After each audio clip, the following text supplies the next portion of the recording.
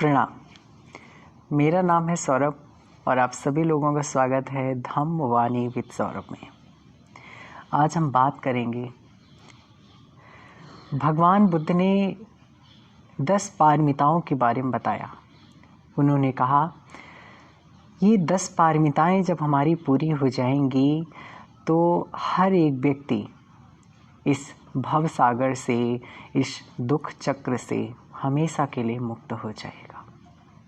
तो उन्होंने ये 10 घड़े बताए और इन 10 घड़ों में बताया कि ये जब घड़े पूरी तरह से पूर्णतया पूरे हो जाएंगे, भर जाएंगे, तो व्यक्ति इस लोक चक्र से, इस दुख चक्र से स्वतः मुक्त होकर के मोक्ष को प्राप्त हो जाएगा। तो आज हम जानेंगे कि भगवान बुद्ध ने कौन से घड़ों के बारे में बताया। ये 10 पारमिताएं क्या हैं। पहली पारमिताएं बताई उन्होंने निष्क्रमण, जिसको इंग्लिश में कहते हैं रिनंसिएशन, निष्क्रमण पारमी। कोई भी व्यक्ति, जो भी व्यक्ति निर्वाण के रास्ते है, निर्वाण क्या, पहले तो निर्वाण का अर्थ समझते हैं। निर्वाण क्या है? एक तरह की अग्नि है। निर्वाण एक तरह की अग्नि। वाण मतलब प्रहाण, हमेशा के लिए। किस प्रकार की अग्नि की प्रहाण की बात हो रही है? ये जो इच्छाएं हैं, तृष्णा रूपी इच्छाओं की अग्नि से हमेशा के लिए मुक्त हो जाना निर्वाण है। तो उन्होंने बताया कि जो मोक्ष प्राप्त करने की जो प्रथम सीढ़ी है, जो प्रथम चरण है, वो है गृह त्याग करना।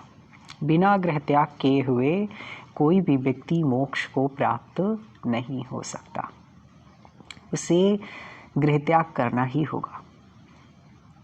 भगवान बुद्ध ने भी कई जन्मों में, एक जन्म में उन्होंने गृह त्याग नहीं किया, एक जन्म में उन्होंने गृह त्याग नहीं किया, कई कल्पों तक, कई जन्मों में उन्होंने अपने घर को छोड़ा है, अपना सर्वथा सर्व त्याग किया है, सब कुछ त्याग किया है।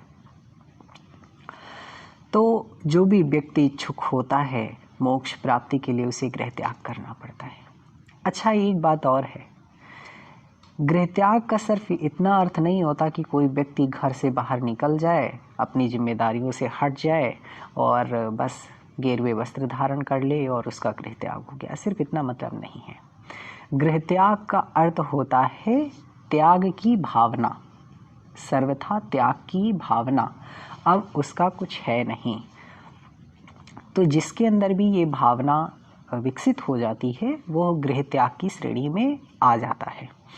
तो जैसे अभी कोई गृहस्थ व्यक्ति है और वो अभी पूर्णतः अपनी जिम्मेदारियों से मुक्त नहीं हो सकता, लेकिन यदि वो इस पारमी को पूरी करना चाहता है तो कभी भी कहीं पर भी जाके जो है कुछ समय के लिए बिता करके आए और उसके अंदर त्याग की भावना विकसित हो, अपने अंदर त्याग की भावना लाए, ये विकसित करने का प्रयास करे, तो उससे इसकी पारमी पूरी होती है।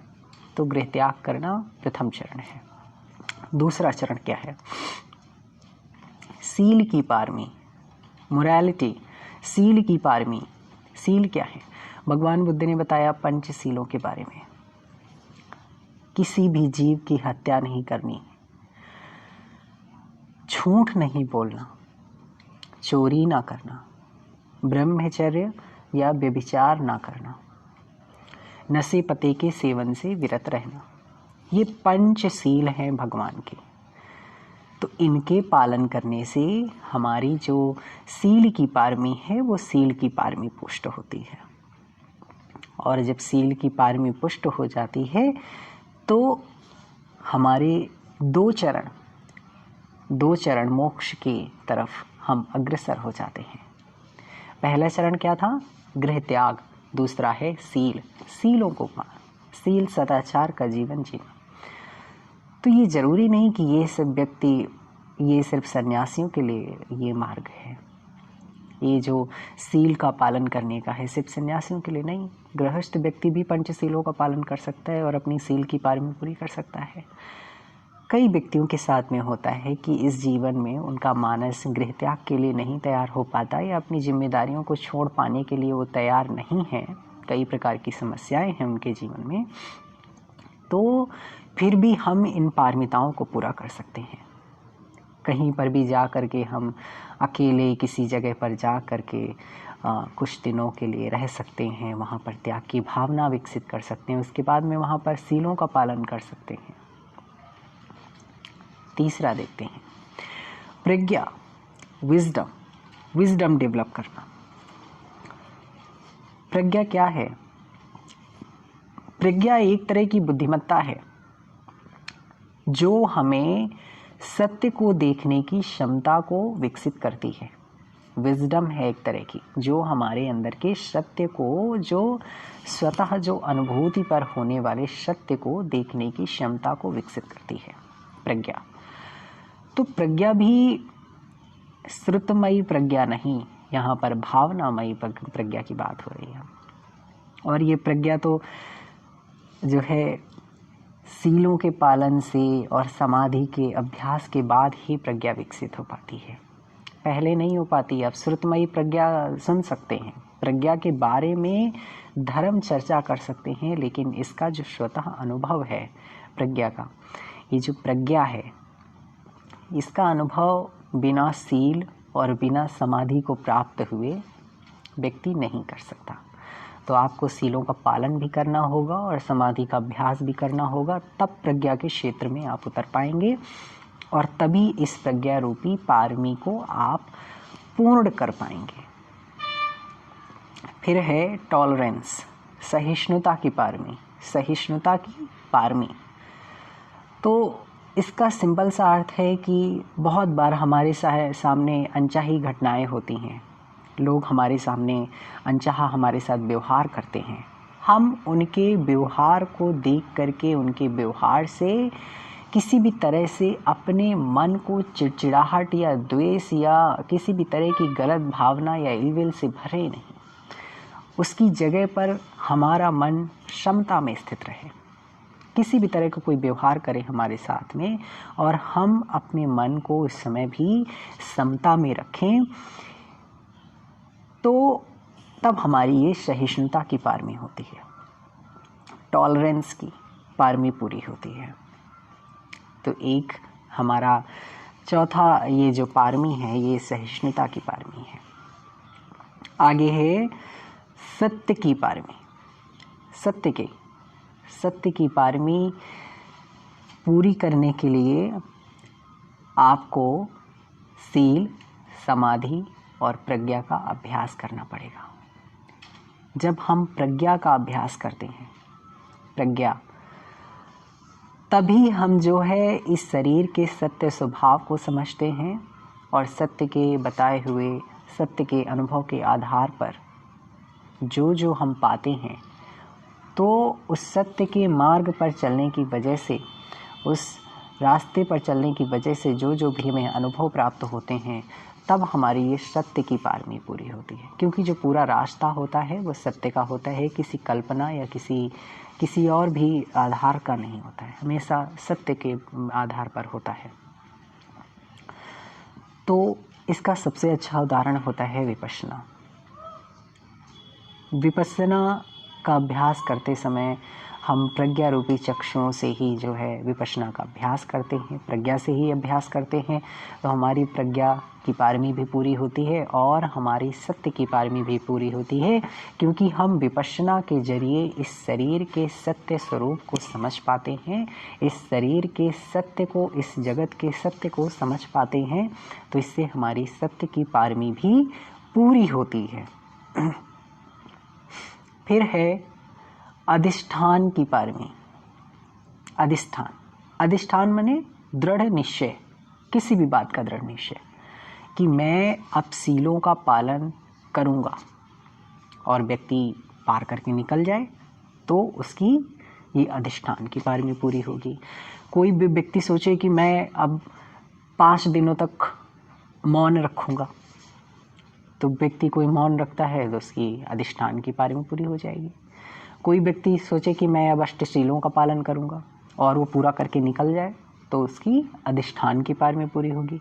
कोई व्यक्ति सोचे कि नहीं, अब तो मैं 1 घंटा सुबह 1 घंटा शाम को रोज़ ध्यान करूँगा और ये क्रम जो है 1 वर्ष तक चलेगा, तो जो व्यक्ति 1 वर्ष तक करके निकल जाएगा उसके अधिष्ठान की पारमी पूरी हो जाएगी।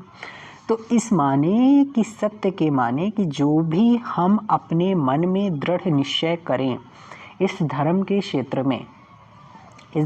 क्षेत्र में किसी भी तरह का हम कोई दृढ़ निश्चय करें और उसको पूरा कर जाएं, तो इससे हमारी अधिष्ठान की पारमी यानी स्ट्रॉन्ग डिटर्मिनेशन की पारमी पूरी होती है। आपने भिक्षुओं को देखा होगा, बहुत सारे भिक्षुओं को, तो वो लोग एक तरह के दुतंग प्रैक्टिसेस करते हैं। वो दुतंग भी प्रैक्टिस करने से हमारी ये जो है अधिष्ठान की पारमी होती है। बहुत सारे भिक्षु होते हैं, वो भोजन को, सारे भोजन को जो भी उन्हें मिलता है वो सब एक ही में मिला के खाते हैं। ये भी एक तरह की मन को मजबूत करने के लिए अधिष्ठान होता है उनका कि अब हम ये पालन करेंगे, और वो करते हैं तो उससे उनकी वो पारमी विकसित होती है। कुछ लोग होते हैं कि अब हम 2 घंटे तक ऐसे ही बैठेंगे, और वो बैठते हैं ध्यान में, नहीं उठते हैं, नहीं पैर हिलाते हैं, नहीं सर हिलाते हैं, जो बिल्कुल शरीर को सीधा रख के, तो ये एक तरह का अधिष्ठान होता है। वो पूरा करते हैं, जितना जितना पूरा करते हैं उतना उतना उनकी अधिष्ठान पूरी होती है। कोई व्यक्ति कहता है कि नहीं, मैं अब सीलों का पालन ही करूँगा, मैं नहीं तोड़ूंगा, तो वो अगर जो करते हैं तो उनकी अधिष्ठान की पारमी पूरी होती है। कई लोग ये कहते हैं अब हम जंगल में ही रहेंगे, यहाँ नहीं आएंगे, तो जंगल में जो लोग रहते हैं अधिष्ठान मानते हैं और अधिष्ठान पूरा करते हैं, तो उनकी अधिष्ठान की पारमी पूरी।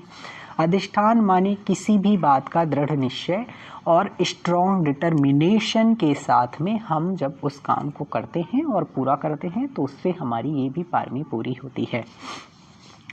तो छठी थी हमारी अधिष्ठान की पारमी। फिर है हमारी वीर की पारमी। वीर बहुत ही हमारे भारत का पुराना शब्द है, जिसको हम प्रयत्न कहते थे। आज की हिंदी के शब्द में हम प्रयत्न कहते हैं। हमारे पुरातन भारत की संस्कृति में आज से 2500 साल पहले इस प्रयत्न को हम हिंदी में वीर शब्द का प्रयोग करते थे। वीर की पारमी, तो वीर की पारमी होती है प्रयत्न करना। किस बात का प्रयत्न करना? चोरी का प्रयत्न करना या झूठ बोलने का प्रयत्न करना? नहीं, ऐसा कोई प्रयत्न करने वाली बात नहीं है।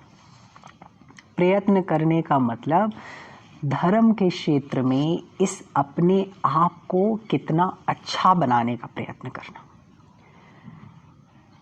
अपने आप को कितना अच्छा बनाने का प्रयत्न करना। ये प्रयत्न सही मायने में प्रयत्न होगा, और इस प्रयत्न को पूरा करने से आपकी ये जो वीर की पारमी है वो पूरी होगी। मन को शुद्ध करने का कोई भी प्रयास, वीर की पारमी पूरी होगी।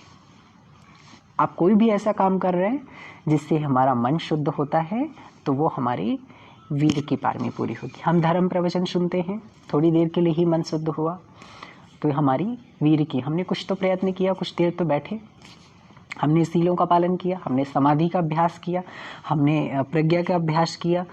तो ये जितने भी क्रम हैं, हमने इनमें से कोई भी काम किया, दान किया, और दान करने से अभी हमने कुछ प्रयत्न किया अपने मन को शुद्ध करने का। मन को शुद्ध करने का जितने भी उपक्रम हैं, इन सारे उपक्रम जो है ये हमारे वीर की पारमी को बढ़ाते हैं। फिर है हमारी मैत्री की पारमी। मैत्री की पारमी मतलब कि हम दूसरे के लिए मंगल भावना जगाएं, हमेशा सबके लिए मंगल भावना जगाएं।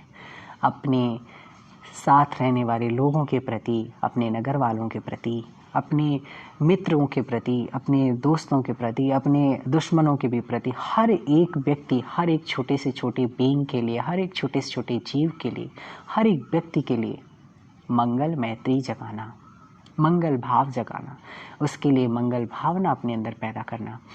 तो इससे हमारी मंगल मैत्री की पारमी विकसित होती है। फिर आगे हम देखते हैं उपेक्षा की पारमी, इक्वानिमिटी, समता भाव, समता की पारमी भी इसको हम कहते हैं उपेक्षा की पारमी या समता की पारमी, और इंग्लिश में इक्वानिमिटी।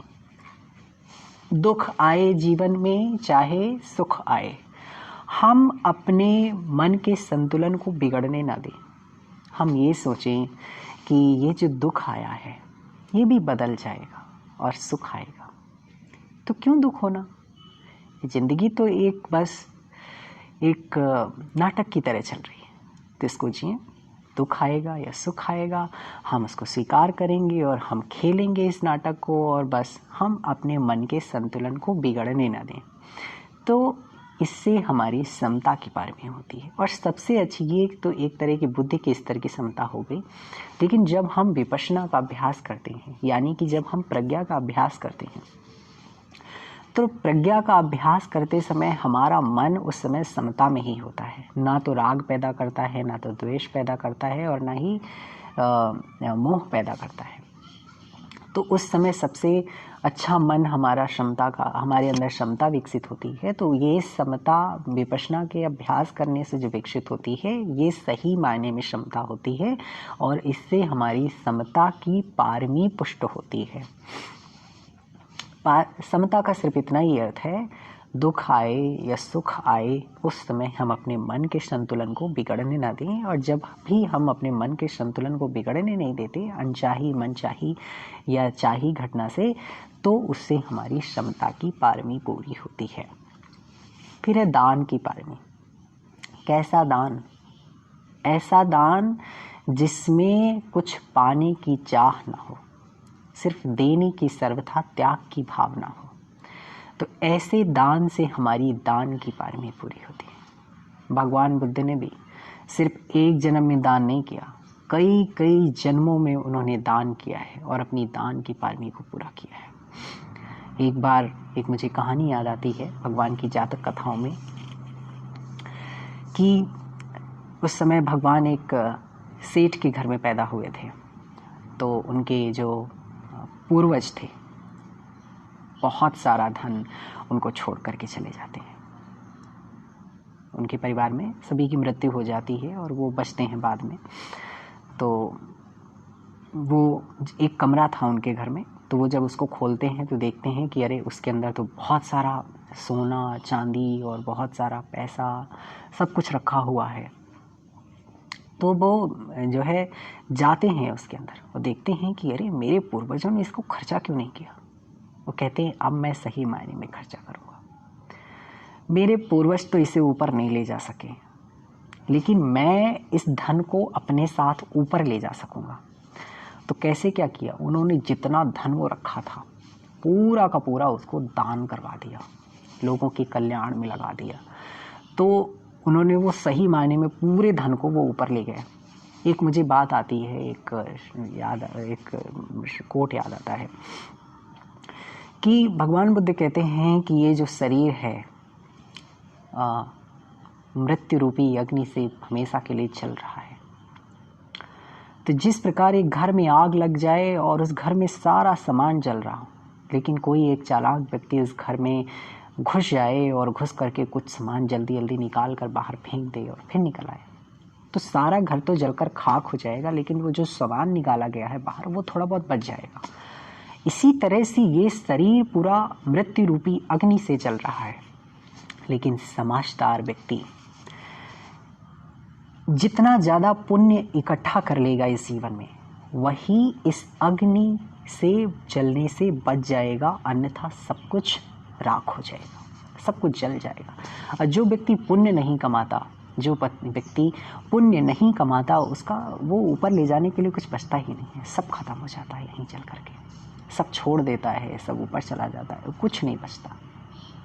इसलिए इस मृत्यु रूपी अग्नि से बचाने के लिए पुण्य करिए। भगवान बुद्ध ने भी वो कहा कि मैं इसको सही माने में पूरा धन ऊपर मैं लेके जाऊंगा उन्होंने, और वो लेके गए। उन्होंने पूरा दान किया, कितना सारा पुण्य अर्जित किया, और पुण्य अर्जित करने की वजह से उनको उसका फल भी मिला, उनकी दान की पारमी पूरी हुई। तो दान की पारमी हमारी तभी पूरी होती है जब हमारे मन में त्याग की भावना होती है और दूसरे के अंदर लिए निस्वार्थ सेवा का भाव होता है। कृपणता नहीं होनी चाहिए उस समय, मैत्सर्य चित्त नहीं होना चाहिए दान करते समय, कंजूसी की प्रवृत्ति ऐसा नहीं, पश्चाताप नहीं होना चाहिए कि आपने किसी को दान किया अब उसके बाद में आप पश्चाताप कर रहे हो, अरे मैंने ऐसा क्यों दे दिया, वैसा क्यों दे दिया। एक कहानी और मुझे याद आती है, घटना श्रावस्ती की है। तो प्रसेनजीत राजा कई दिनों से भगवान बुद्ध के पास मिलने नहीं जाते हैं। तो भगवान बुद्ध के पास मिलने गए 7 से 8 दिनों बाद। तो भगवान बुद्ध कहते हैं, प्रसेनजीत क्यों मुझसे मिलने क्यों नहीं आए काफ़ी दिनों से। भगवान तो जानते थे, लेकिन फिर भी उन्होंने प्रश्न पूछा। तो प्रसेनजीत कहते हैं, अरे वो राजा, वो हमारे नगर के एक जो सेठ जी थे, उनकी मृत्यु हो गई, और मृत्यु के पश्चात उनके घर में इतना धन मिला है कि मुझे 7 से 8 दिन वो पूरा धन निकलवाने में लग गया।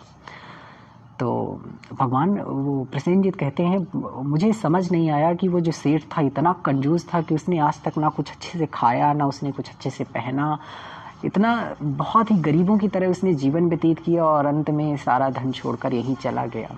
ये ऐसा भगवान क्यों हुआ, ऐसा कैसे था? तो भगवान से पूछते हैं प्रसेनजीत। तो भगवान उत्तर देते हैं, ये एक बार इसने जो है प्रसेनजीत पूर्व जन्मों में दान तो करता था, लेकिन दान करने के बाद में पश्चाताप करता था कि अरे मैंने क्यों दे दिया, मैं यही खाना अपने जो है नौकरों को देता तो वो जो है मेरा काम करते, ऐसा करते, इसके अंदर पश्चाताप होता था। तो कोई भी व्यक्ति दान जब करता है तो दान के फलस्वरूप उसे धन या वो चीज़ तो प्राप्त हो जाती है, लेकिन उसको उपभोग करने की जो भावना होती है वो विकसित नहीं हो पाती है। तो इसलिए मैत्सर्य चित्त नहीं होना चाहिए। कभी भी दान करते समय आपके अंदर वो जो पश्चाताप वाली भावना है कि ऐसा क्यों कर दिया, वो नहीं होना चाहिए। अन्यथा उसका विपाक जब आएगा तो धन की प्राप्ति हो जाएगी, चीज़ों की प्राप्ति हो जाएगी, लेकिन फिर भी कंजूसी प्रवृत्ति आपके अंदर बनी रहेगी और आप उसका उपभोग नहीं कर पाएंगे, आपका वैसे का वैसे ही छूट जाएगा। तो दान की पारमी, तो जो व्यक्ति इन 10 पारमिताओं को पूरा कर लेता है वो इस दुख चक्र से सर्वथा मुक्त हो जाता है। भगवान बुद्ध ने भी इन्हीं पारमिताओं को पूरा किया और हमें भी इन्हीं पारमिताओं को पूरा करना है।